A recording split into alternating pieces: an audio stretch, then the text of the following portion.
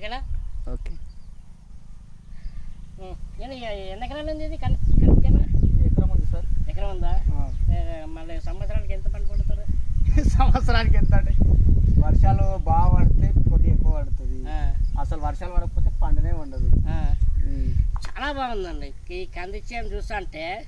మీ ఊరికి వచ్చిన అదృష్టం నా అదృష్టంగా భావిస్తున్నాను. లేదు సార్, మా అదృష్టం సార్ అది.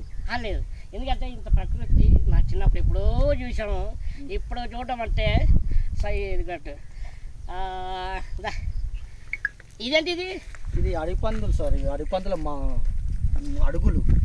ఏంటి అడుగు పందులు అడుగులా? అవును సార్. ఇది అవును, ఇదంతా అడిపందులు అడుగులే.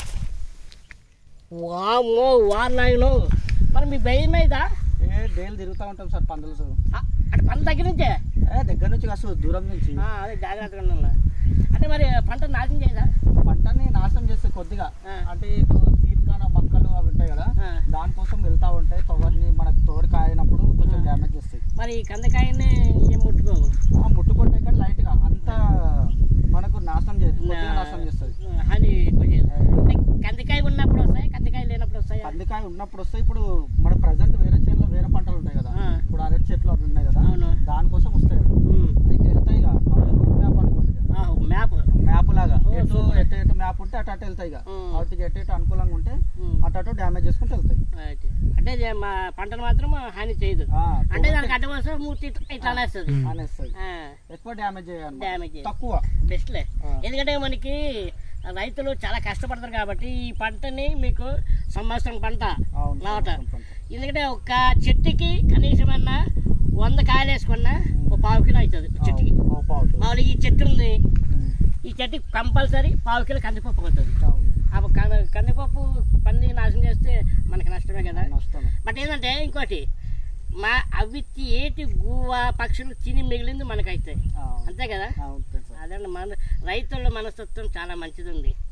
చూసారా, ఇక్కడికి వచ్చిన తర్వాత చాలా నేర్చుకోవాలి. మీరు కూడా షూటింగ్ ఎప్పుడన్నా సిటీ బయట అదే పల్లెటూరుకి వెళ్ళినప్పుడు ఇలాంటి వాతావరణాన్ని ఆస్వాదించండి, చాలా బాగుంటుంది. కంగ్రాట్స్ వన్స్ అగైన్, చాలా థ్యాంక్స్ అండి. థ్యాంక్ యూ సార్, మీరు వచ్చినందుకు మాకు కూడా చాలా హ్యాపీగా ఉంది సార్.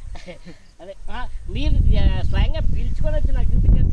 లేదు సార్, ఇప్పుడు మీరు షూటింగ్ లేనప్పుడు ఏం చేస్తారు, షూటింగ్ లేనప్పుడు ఇలాంటి ఆస్వాదించండి, మీకు కూడా కొంచెం కొత్త అనుభూతి వస్తుంది. అవును, అక్కడ ఉండి సిటీలో ఉండి కొంచెం అది ఆ టెన్షన్ అంటే అంత మొత్తం పొగలతో నిండిపోయింది, ఏమి చేయలేం. మీరు ఒకసారి బయటకి ఇట్లా షూటింగ్ కి మన ఎప్పుడైనా వచ్చినప్పుడు ప్రకృతిని కూడా ఆస్వాదించండి, మీకు కూడా ఆనందంగా ఉంటుంది. సరే, మరి ఎండాకాలం కూడా పర్వాలేదు బాగుంటుంది కదా. అంటే ఎండాకాలం చాలా బాగుంటుంది. ఎండాకాలం ఇంకా మీకు ఇక్కడ జరవాస్ సైడ్ అంటే ఇక్కడ మామిడి తోటలు అవి ఉంటాయి, మీకు పండ్లు గిన్నెలు అంటే అరటి తోట, అరటి పండ్లు. అరటి చెట్టు ఉందా మీది? ఉంది. సరే ఒకసారి వెళ్దాం. వెళ్దాం. ఓకే, బాయ్ అండి. Bye sir.